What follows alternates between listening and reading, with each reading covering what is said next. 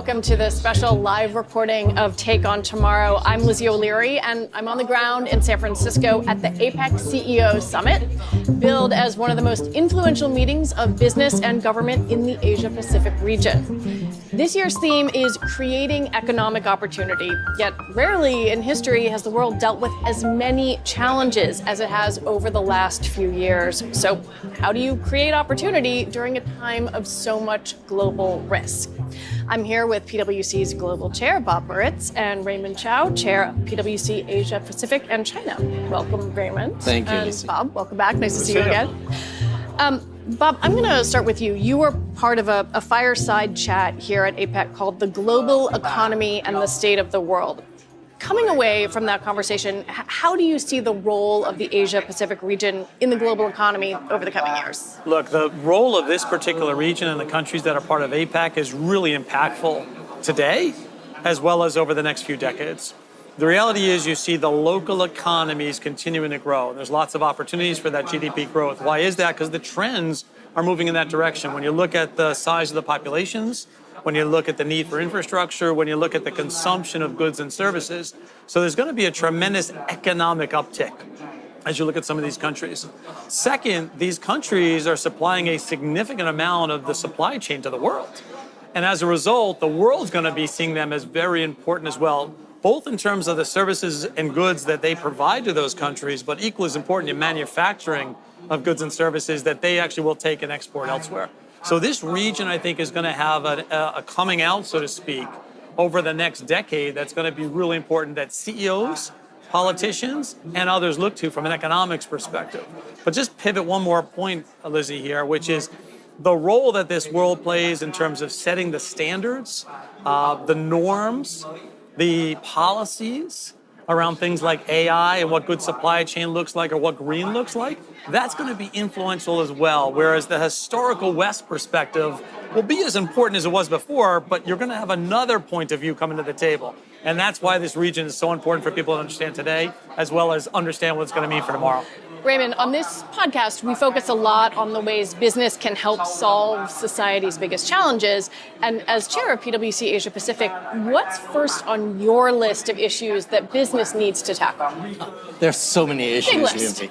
I mean, in today's world, I think every business today is just struggling with so many issues. I don't think any CEO would tell you that, or they would tell you today that is probably the most challenging times that we've ever seen for a long, long time. So you've got inflationary issues, you've got obviously geopolitical tensions, and you've got climate issues, et cetera, et cetera.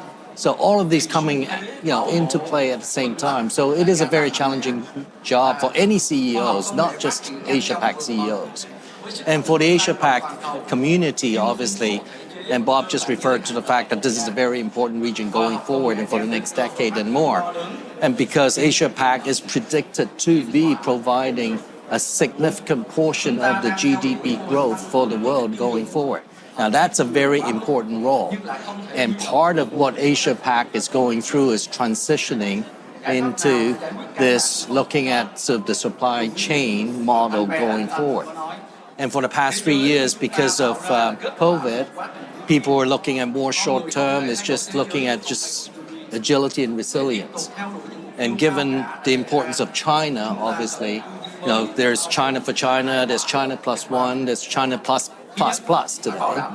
And if you look at some of the economies in Asia-Pac, specifically Vietnam, has done very well over the last little while as part of that China plus one or plus model. But if you look at the supply chain today, what we need to understand is you got to build a supply chain model that is going to drive sustainable growth going forward. One of the biggest issues facing the world is obviously climate change. That has come up here among global leaders, but I'm also curious about what you've heard about how business and government together sort of can work to manage the climate threat. Well, let's put the facts on the table. You're not making the progress at a corporate level or at a country level to meet the minimum standards that were put out by the Paris Accords.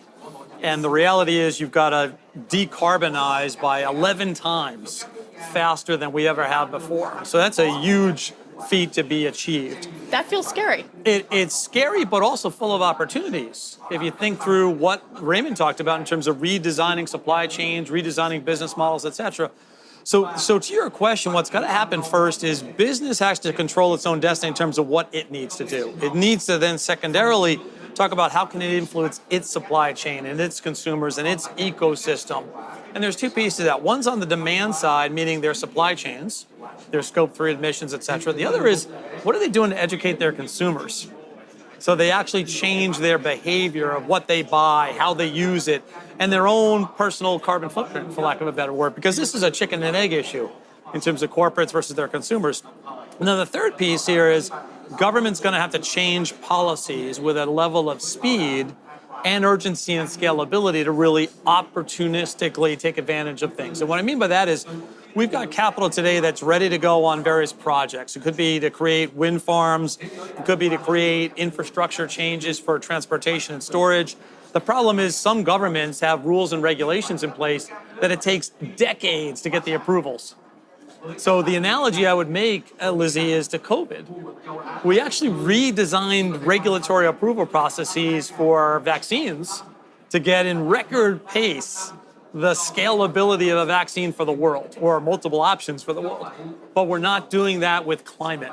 So we've actually got to come together and have it a public-private partnership with government and business to really drive things forward in scale and urgency that's necessary to achieve the objectives I talked about. When you shift, Raymund, from the public conversations, on the stage of a conference like this one, into a boardroom, what are the private conversations about climate like? Is it high on the agenda? It is certainly getting very high on the agenda, which is a very positive phenomena at this point. If I compare it to a couple of years ago, it certainly has risen on the board agenda, no doubt. Corporates needs to do their part. And I think there are standards coming out, and whenever you measure something, hopefully something gets done. And then what's important too is the policymakers need to have policies that would incentivize or help corporates to take the right actions together in order to advance the agenda. So what I don't want to see is every year we come to this conference and talk about this is a critical juncture for us to deal with the issue.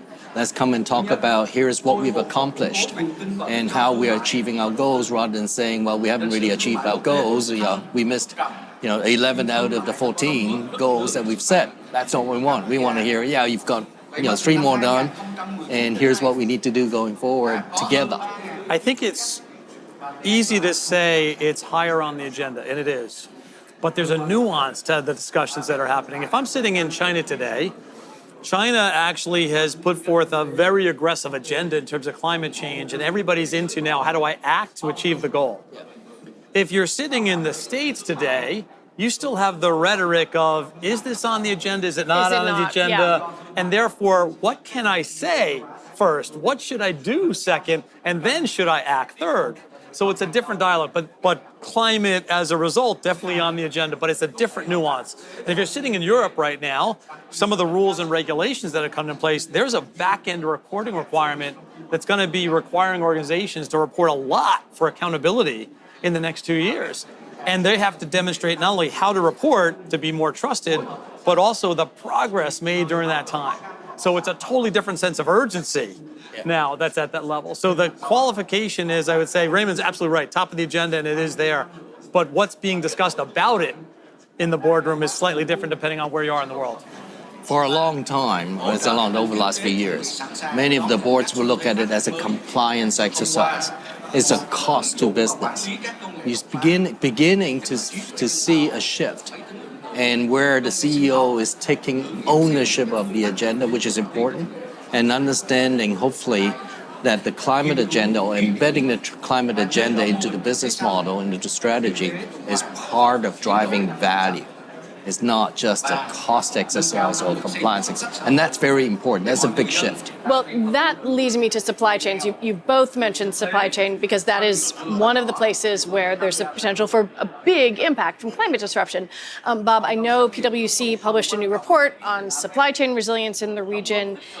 In the context of technological change, obviously some of the economic shifts we've seen post-COVID, what is your expectation for the evolving role of the Asia-Pac region in supply chains? So first, the Asia-Pac region continues to be a huge source of supply chain for the benefits of the rest of the world. That's going to continue when you look at the cost of delivery, the skilled work set, the resiliency that is existing in various countries. So that dependency is going to remain for a long, long period of time.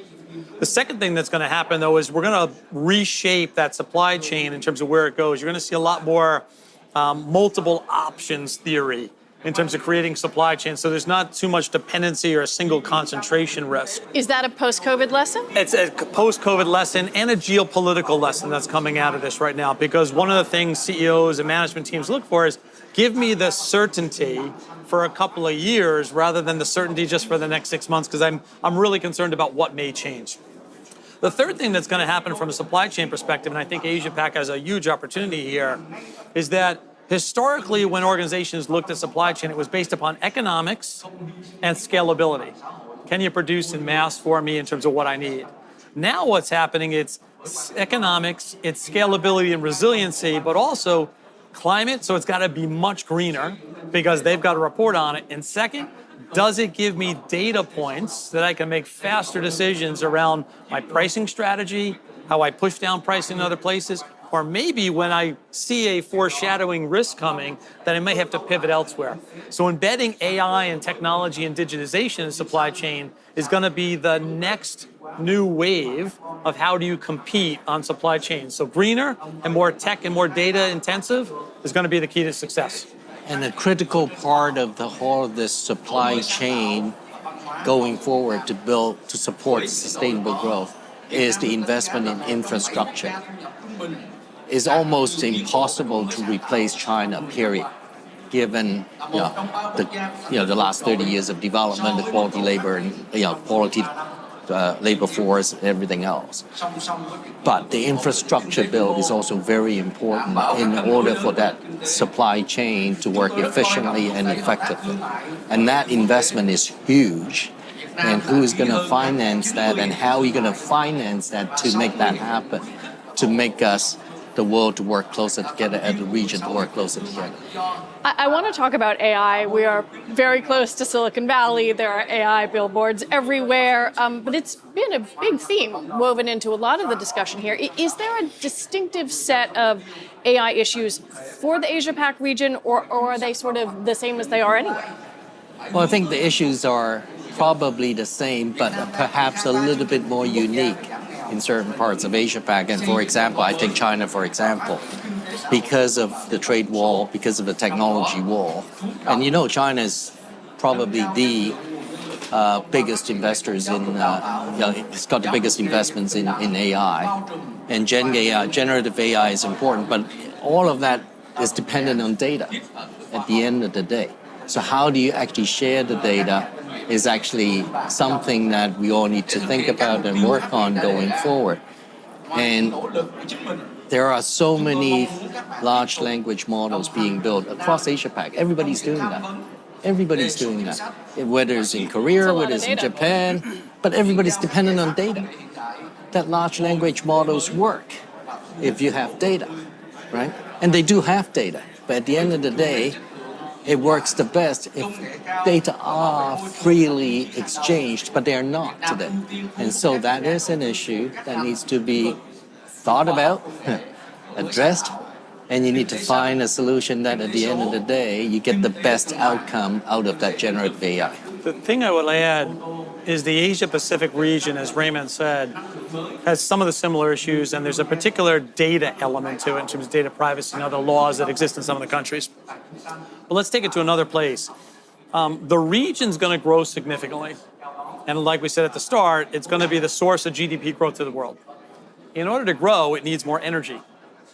So one of the things that's going to be interesting is the energy demand out of the region, not only for the growth, but AI-fueled growth. Which demands tremendous computing power. And that's the thing people are missing, right, is that connectivity around the amount of energy and computing power and data centers and other aspects like that. So the energy demand aspect is a really important one that's going to be really prevailing in Asia-Pac. The second thing that's going to be important in Asia-Pac is as you look at the labor forces that exist today, many of those labor forces are sitting in and working on manufacturing and scale, et cetera. And the combination of AI and robotics has the potential to replace many of those humans doing that work. So how quickly can you actually change the labor force and redeploy it elsewhere, depending on how fast the scaling up? And that's going to be important to some of the, I'll call it the haves and the have-nots in some of the countries that exist today. So that aspect of labor and what we do with the supply and demand of labor is another challenge that's probably going to be more pronounced. The world will have to deal with it, but a little bit more pronounced in Asia-Pac as well. If you had to boil down kind of the most important takeaway that you're going to be walking away from this summit with, what would it be? To me, it's the outcome of the meetings between President Biden and President Xi. The world is looking for a sense of stability and a reduction of the stress level that people perceive. They're looking for tactical actions to build on and solidify the foundation between the countries. And if you talk to anybody in this particular conference, it's top of mind for everybody. So there's an eagerness to say what's going to come out of these. And what I'm going to say to them is, let's minimize the focus on just this meeting. It's actually the after effects of this meeting that's going to be really important, because the two leaders talking is one thing, it's what their teams do thereafter. And is it sustainable, and is it consistently moving forward with improvement, rather than the ups and downs? Because we had these conversations 18 months ago relevant to the two countries, and then you had a few issues blow up, and all of a sudden you were in a danger zone again. So that's the thing I think that's most important for people to take a look at. That'll have a huge positive effect on morale, certainty, investment, and ultimately people's mindset around where they invest and what they do.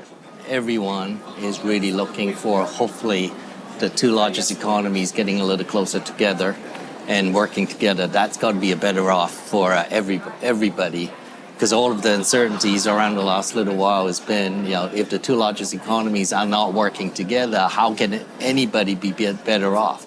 So I'm certainly looking forward to some good news, hopefully some positive news. And the fact that they're talking together is already a step forward, and hopefully some positive news around collaboration, working together. And that's got to be a positive for everybody around the world. And then secondly, I think the topic around sustainability, that's such a big topic for everybody. And that's a world issue. And it needs everybody to work together to address this, this big issue that we're facing, the climate issue. So it requires governments to work together, it requires corporates to work together, it requires individuals to embed, to work together and to address the issues. Raymund Chao, Bob Moritz, thank you so much for joining us on this live episode of Take on Tomorrow. Thank you.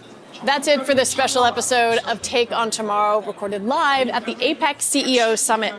Join us next time when we'll be looking at prospects for progressive action on climate change and how business can help accelerate the pace.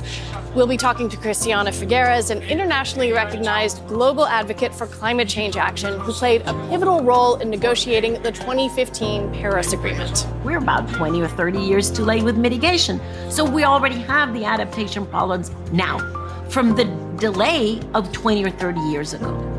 And that's why we have to deal with both of them at the same time. But we have to scale up and speed up mitigation. Take on Tomorrow is brought to you by PwC's Strategy and Business. PwC refers to the PwC network and/or one or more of its member firms, each of which is a separate legal entity.